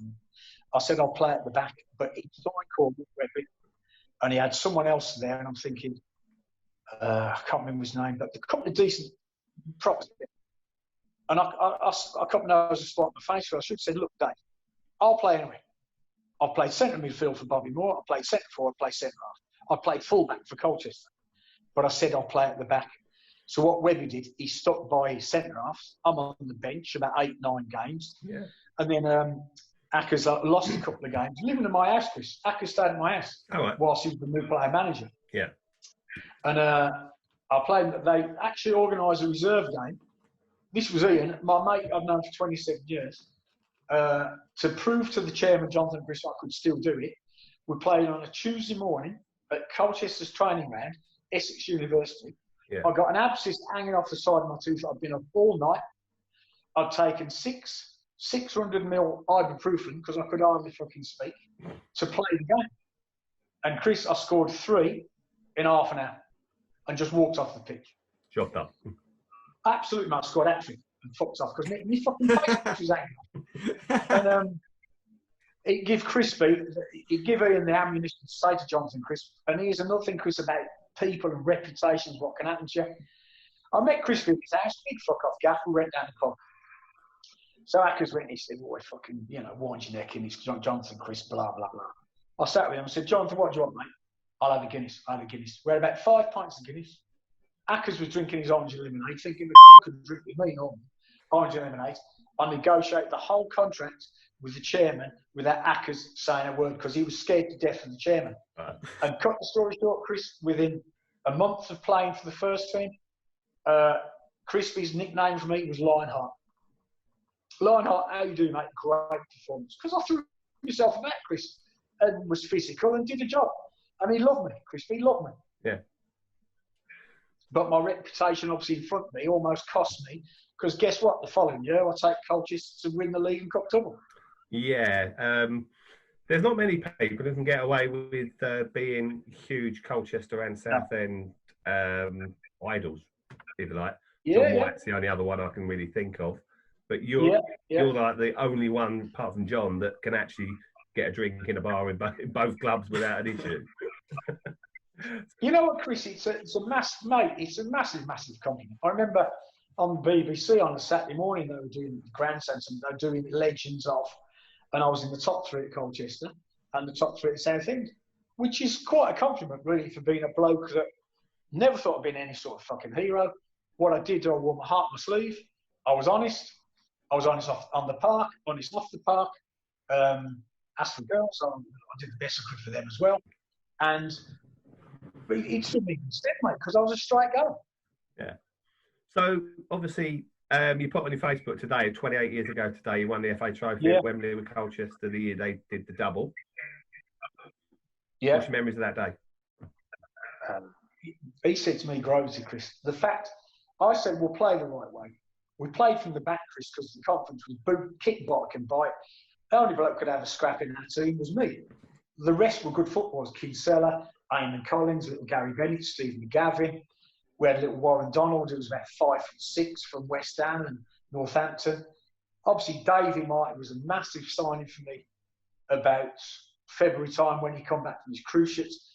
Because Davey was a monster, mate, that level, because he's a big, strong lad. Yeah, he put in a lot of for us. He did a great job, Chris, at Wembley that day, because it's fucking fun, isn't it? Their manager, I've got the whole tape of Sky Sports, 2 hours, and he's been interviewed before the game. The game plan, he's Colchester, scored lots of goals, blah, blah. Yeah, well, we're going to get McDonough at it. We'll get him fighting, we'll get him sent off. That was the game plan. Well, Davey Martin and Robbo and 2 of their cunts up against the wall at the back of the tunnel before they walked out on the pitch. I didn't notice, Chris, because the cameras are on me at the front of the tunnel. The first 2 tackles, Davey's battered 2 of them, gone to stamp on the other fella. So I'm thinking, that'd do me. And then the back 4, Chris, is getting me at it, mate. And you didn't want to get me at it. You asked anyone who was nice with me and didn't take liberties. I wouldn't ever overstep the mark. Chris, I'm afraid no. I promise. Speaking that, saying you fucking amateur part-time, you get me at it. You fucking. We were 2-0 in half an hour, and they was all over the fucking place. And I'm thinking, job done here. But that was their manager to get me fighting. But that's what I did, Chris. I enjoyed that side of it. Yeah. So he got it fucking badly wrong. If we say the name Tony Pulis, what's your thoughts on him? Oh, we missed that bit, didn't we? Yeah, go on. You know what? Again, Chris and Ed and things happen in your career. What a fucking lucky boy. Don't think he's a great manager. I've got a lad works for me now who's a West Brom fan. They fucking hated him the way he played, but he got results. But you don't forget, Ed, and I've done it, and I'm not proud of this because they've pushed the luck. When people spit in your face, you don't forget that. And don't know. None of you Welsh, you little Welsh fucker. No. And the irony of the game coming up, it was an FA Cup, I think it was a replay. And Eden, I remember saying, and it was in the book, and Bobby Moore heard it, but I've not forgotten. I was only, what age? Early 20s still. Thinking he spat in my face and he was bad. And then the fucking irony, if he was any good, if he controlled the ball properly, I couldn't have come through him. But his touch was that bad, he rolled up his shin, off his knee, hit his chest, and it was literally head high. And I was just about kung fu distance away. I went, fucking unbelievable. And headstrong and thinking, that's a bit of luck. So I hit the ball first, but the follow through was legendary. And how the fuck I didn't take his head off, I do. To this day. And guess what? It was right in front of the dugouts, so I didn't have to look. You know, at root tour, I just walked off the fucking pitch. Started walking. And what did Bobby say to you afterwards? He just gave me a look, and I felt bad because I'd let him down because I think did we get beat, Chris? Did we get knocked out then? We might. I think we did. Yeah, I think so. Chris, I mean, I felt, but listen, you're 24, 25, you're 6'1", a little Welsh twat been giving it the big one. Then other bloke who did, man, all Steve Williams, ex-Southampton, Arsenal, when he was at Exeter. Steve Williams, midfield player. Yeah, I remember. He got sent off when we played him in the FA Cup. On the telly, he matched the day and player management. I battered our old set. First ball, I said, "Is it on the angle?" Scott Daniels, lovely kid, 6'2". I've come on the angle and I said to Warren Donovan, angle it on his head. First challenge of the FA Cup. I matched the day. I fucking splattered him. And he got up and his nose was gone, and I picked on, I said, "Scotty, but you know the score," and he laughed. He went, "Yeah. Steve Williams, give me the mouth. You fucking know." I said, "See you go fuck yourself, blah, blah, blah." He gets sent off, Chris, 10 minutes later. Match of the day, as he's walking off, I've cut him off. He's turned around and given me the finger. So I'm waving at him. And they show it on Match Today. Because I said, "Oh, they're not getting on them, are they?" Because I'm waving at him goodbye. On the Tuesday night, we had to play St James Exeter, the replay, and had to play centre half because our lads had got injured. And he fucking spat all over my face again, Williams. And I'm waiting for him at Exeter because I've been there. There's a little doorway by the away dressing room, and it has to go into the bar. You can only go in that way. I'm stood there. I've got my pint in my left hand with my dad and my twin brother and Alan Ball. And Ball is saying, "You're all right, big fella," and I'm shaking. Because the bee's going everywhere. I'll never waste any of my fucking beer, trust me. I'm shaking. I said, "Alan, I'll let you know in a minute." Because when he walks in, I'm just going to fucking right hook him. And he came in, Williams, with 3 Herberts all round him. Because he fucking knew. He knew, yeah. Oh, he fucking knew. And once he'd gone, and I couldn't get at him, I just gave him a look, and he knew. And I sort of, I dummied to throw a punch, and he fucking shit himself, to be fair. I've got another name that I want to put out there and all. Dick Bate. Well, legendary. Him and Jeff Hurst, Sir Jeff Hurst should have worked us up here. Dick Bate, England badge through and through. Everything he had on was England badges, gold and silver rings and necklaces. He was an absolute ringer for John Cleese. Eden, he was a shambles on legs. And I remember John Adams saying to me that summer, "Roy, we've got a lad coming next year, he'll improve your game, 10, 15%. I went, "What? It's going to cut my drinking down to about 75 pints of lager a week."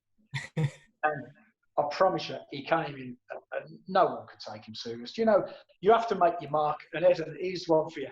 Another example. David Moyes went to Carrington, Old Trafford. First day at Man U.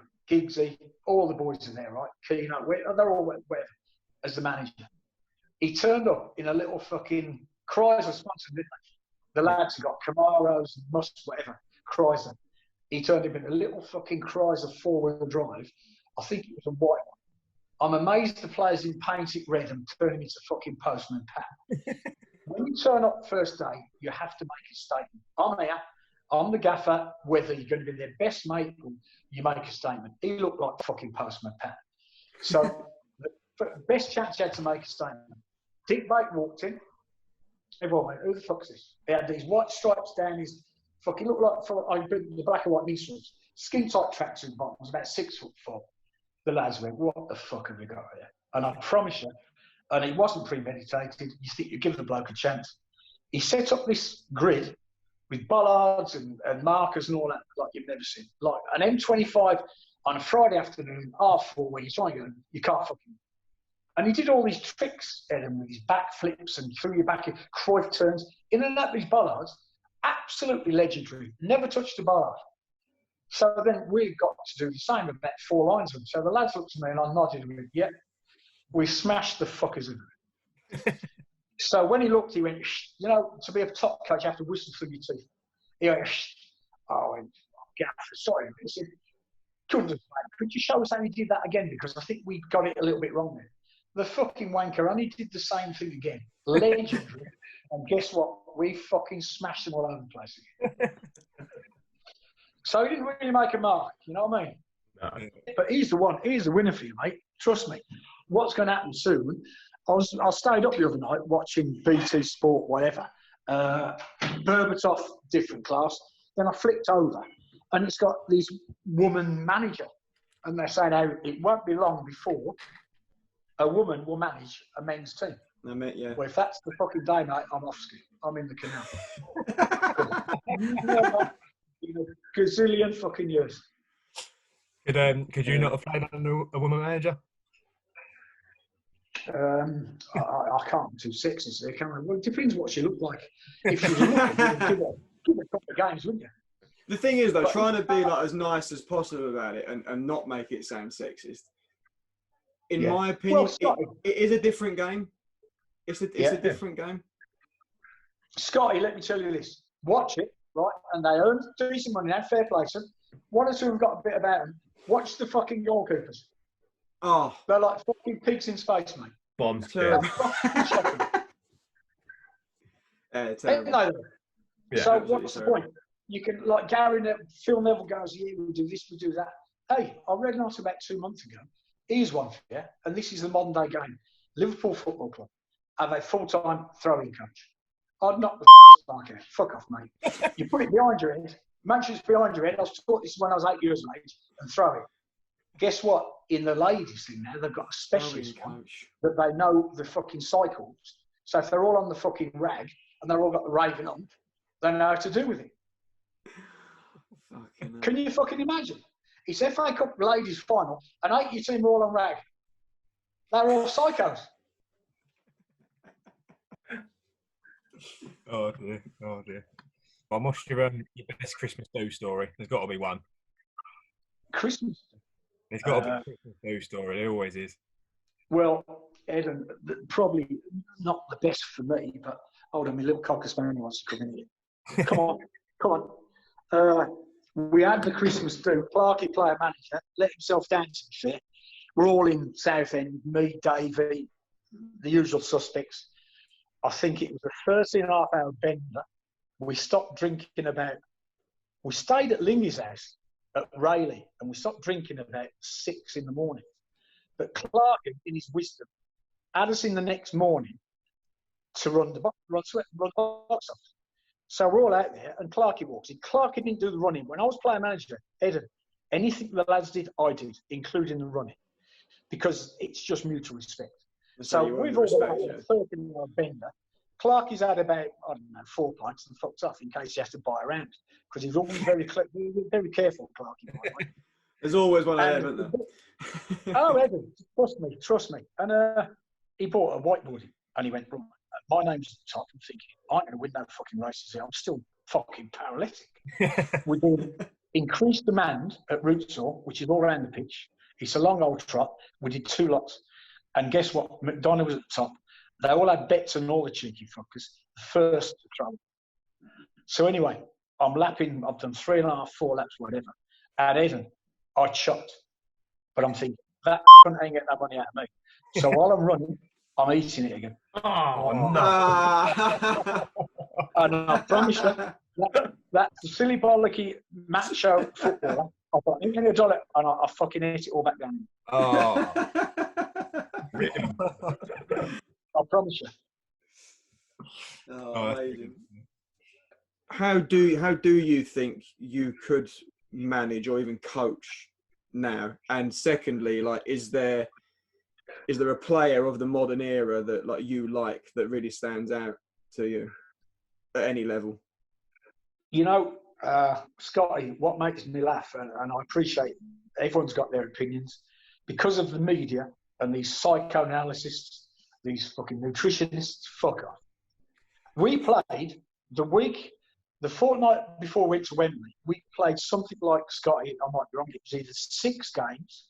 We played 4 games in 7 days. Saturday, bank holiday Monday, Wednesday, Saturday, Tuesday, Saturday. That's 6 games in 2 weeks. We were still having 8, 9, 10, 12 pints after the games, because that's what we did. That was at the end of the season in the conference, right? We had no nutritionists. Those that weren't the drinkers, right, 3 pints, fuck off that. The stronger lads, i.e. the bigger, stronger boys, you'd bear with them for 5 or 6 pints. But we played, you imagine, 6 games in 14 days, right? Then the catalyst was the Wembley game, right? The game never changes. If you're Cristiano Ronaldo, if you're Lionel Messi, if you're Luis Suarez, your speed of thought is a lot quicker. Your execution at times is absolutely spot on. because you're that good a player. In general, the game cannot change. Control it, pass it. You'll see Cruyff on people keep loading up things about Cruyff and his mantra. Cruyff said about it's not about 1,000 keep-ups, which we can all do with practice. It's playing the ball first time at the right pace to the right foot of your teammate to keep the pressure away from him, to keep the ball. Yeah. Basics will never change, Scott. The bullshit and the media bullshit does change. Coaching, the drills they're doing now, England ladies, blokes, the drills we did. Because you can only do the drills. You can buy into the bullshit and have a throwing coach, a psycho fucking analysis, and all these fucking idiots. Or get your group together, take them down a pub, have a few drinks, have a nice bit of dinner, get the close-knit spirit, that's what my team had. Players are big kids. Scotty, piece of piss. Big kids. Get them to buy into you. Yeah. Get them to love you. They'll give you everything they've got. See John White? He'd play for me. He'd run through a brick wall for me because I know what button to press with him. You with me? Mm. The flaky ones and the so-called fucking superstars who are on 250 grand a week, they will only do enough. And if it goes tits, they'll blame the manager because they're playing to the manager's instruction to the letter. In our day, you had to change things yourself to get a better result or become a better player in that game. You'd have to make your own mind up on how to do that, or you do the same for your teammate because it makes your team. Guardiola, off another planet. I think the fella is legendary. Klopp, you play for energy, enthusiasm alone. I don't think Liverpool are a great team. They work very hard. They put you under pressure. They play off scraps, Scotty. They don't outplay teams like Man City. But guess what? They've romped the Premier League this year because if they do it and play it their way, the scraps and mistakes that opponents are making, they make every week. And then they nick goals off things. And a player that stands out to me, here's a great one before we close. Fact. So, how there's a twist in your career. A very good friend of mine was working at Sunderland and he was on the recruitment stage. Jordan Henderson came up and another lad. I can't remember his name. Both similar players, both midfield players. Jordan Henderson's now captain Liverpool and he's captain England, I believe. Here's the factual story. And my mate told me, because I do a radio program once a week. Jordan Henderson's there and the other lad. And the CEO, the head of recruitment, and my mate there, who's brought the players in. What we're going to do? So I think he's going to say, well, he was tossing the coin. Weren't even a toss of a coin, Scotty. The lad, Jordan Henderson, got taken on. Do you know what? Because his mum was better looking than the other player's fucking mother. Scotty, mate, he could have missed out there like me at Villa. Oh, bollocks. Feel sorry for yourself. Because his mum was better looking, they took Jordan Henderson on. Well, I don't know how it will work if Liverpool are going to win the league, whether they get given the title or not. I don't know if and when he gets his hands on the trophy, but he's won the Premier League, he's won the Champions League, and he only got through it. He won that, whatever it was, that Super Cup thing earlier this year. And only because his starting the game was because his mum got a milf basically. You look at Man City, right, and you look at David Silva, you look at De Bruyne. They can pick. You've got Silva, Bernardo Silva. They're top players for me. Where they hurt teams, they pass you to death, but they've got players in the attacking third where they can roll the killer ball at the right pace at the right time to strikers that can finish first time. You look at Liverpool, Jordan Henderson can't pass fucking wind. Wijnaldum, he'll crash tackle his fucking misses. You look at their midfield, they're workmanlike and they do a job. They can't do what Man City do. Man City, for me, play unbelievable football. And they've suffered a bit this year because of the centre-back injuries.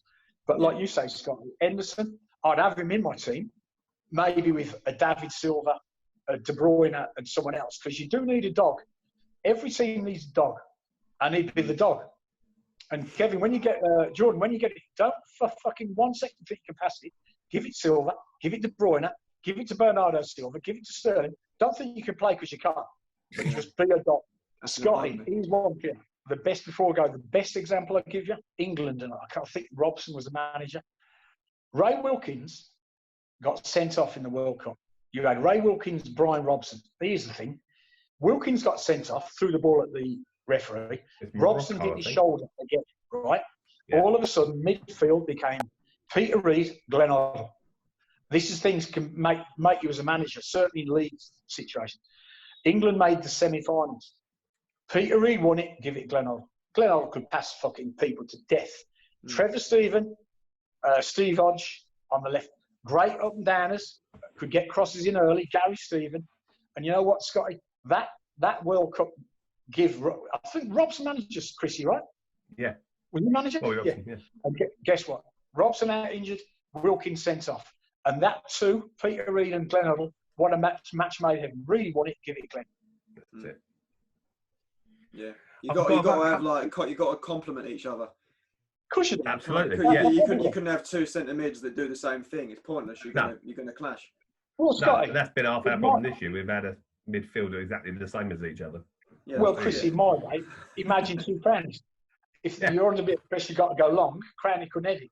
So you had the big fucking idiot me, I could edit for fun, and Crowney would run for fun. So you need them to match. Yeah. I know you've got to go because your battery's on. I've got two questions for you because some friends are giving me some questions to ask. Okay. One's from a friend Ken, involved with Blues on Tour. Which of your red cards that you received was least deserved or annoyed you the most? Least deserved, blimey. There's been a few. Most of them, in the end, you think, bollocks. I mean, I've booted Gary Peters at Wimbledon, and he deserved booting, so should I have gone there? Because I felt proud of that. You know, I'm trying to think, really. I mean, Keith McPherson, I elbowed him at Southend in front of the dugouts because he kept jumping over the back of me. Chris, and I surprised myself when he did the ball really well. And I threw a right-arm fucking smash, and he caught him right in the nose. If I missed his head, I wouldn't have got sent off. I thought that one was unlucky, to be fair. But really, no, I can't. They were all listening. I was a bit of a dickhead at the time. Okay, last one from me anyway. Why is there no Southend scarf or flag in the time out bow in San Javier? And that's from my mate Smithy, who's a regular there. Chris, there is one. There is one. Oh, I was in there. I was only in there before the lockdown. There was a scarf in there. Okay. Because listen, I've got my red card voice in there, and someone said it, and there was a scarf in there. I'll take a picture. I'll let him know. I'll put it on Facebook. I'll get a picture for you. Oh, top man, thank you. Yeah, he'll appreciate that. Hey, listen, whilst you're on, make sure you get a fur home off that mug fella with McDonough 10 on and a red card Roy mug. We're trying to track down some shirts.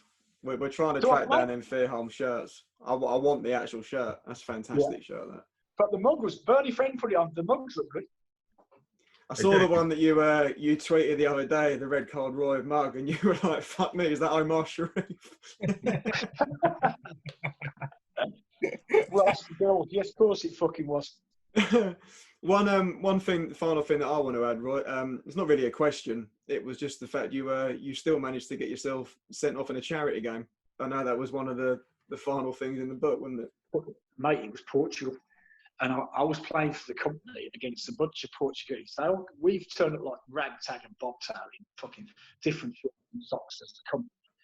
And they've all got off this coach, all in Argentinian strip. And if ever you play against Portugal, always look at them. They're like Adonis, mate. And this is a dog and duck. Adonis come off this coach. Anyway, we've played like half hour, so this was just before I didn't know I got it. I'd got what do you call it now? That illness I had, a liver disease. What do they call that? What's the liver disease you get that can read? I can't. I was in hospital. I know what you mean. I can't think what it's called. Yeah, I can't think what it's called either. I can't. So you think about it. So this was when it was forming in my body. Anyway, you've got these 10 Adonises, then this fucking centre half, who had the head the size of a football and looked like he'd been headbutting fucking double-decker buses. I'm thinking, no, can't be. Well, he's headbutting me once, he's headbutting me twice. And I'm thinking he hasn't batted a fucking eyelid. So I just turned around and fucking threw a right hook at him. Had a major skirmish, got sent off. And when I got back to the townhouse in the Algarve, with my Lizzie, she went, "You all right?" I went, "Yeah." I said, "You won't fucking believe this." She went, "No way." I said, "Yeah, I got sent." But how have you done all these Adonises like Cristiano Ronaldo and one fucking bullet head, and he had to be the centre half?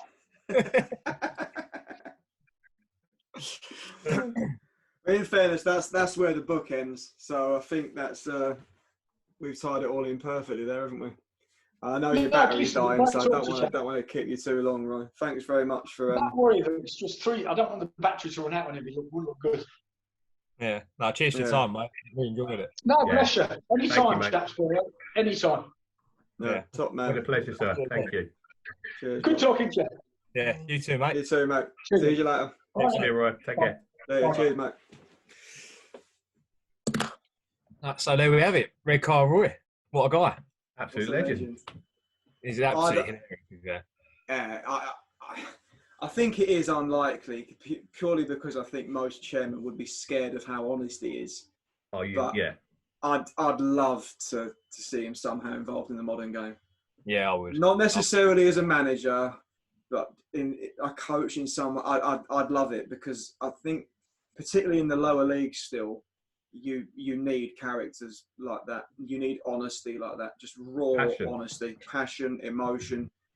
Like he said it himself, like as a player, yeah, he got a lot of red cards because he was passionate and he wore his heart on his sleeve. And you can tell as a person he's still like that. He speaks very passionately about everything he does. So I'd love to see it. I don't think I ever will, sadly, but I do feel there is a market for someone like that still, if a chairman is going to be brave enough. He's clearly still got a passion for the game. The fact that he came and talked to us for the best part of 2 hours on a Sunday afternoon, absolute diamond. Brilliant. Yeah, and to be fair, he lives in Spain. So even though there's still kind of, I know they've started to come out of a lockdown now, but there's obviously still restrictions in place. There's far better things he could be doing in Spain. It looks fucking nice outside his window, to be fair. It could have quite easily been outside. Looks a lot nicer than what it does outside mine at the minute. Yeah, 100%. Now, one of the things I think what he said, there'll be 1 or 2 people I think they'll say, "Oh, that's old-fashioned." But when he said about getting the players together and going out for a beer, I think that's nothing wrong with that. I still think Teamwork. It's one of the things that Chris Wilder did, wasn't it? Mm.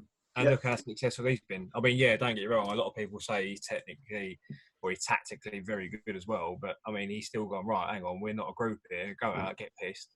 Yeah. Get to know you listen to Leicester City, Custard Splat. I heard him the other day talking about it.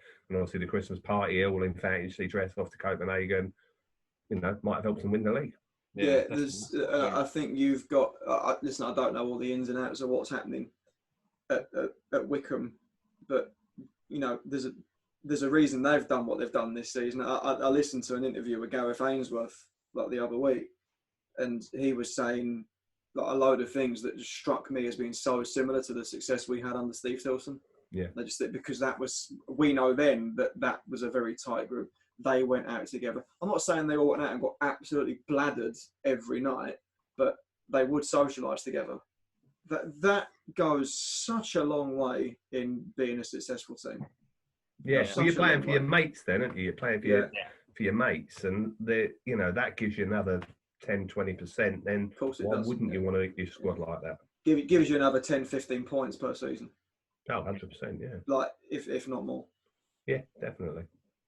Yeah, but like I say, unfortunately, I don't think we'll ever get to see it. But I would just love to somehow see it.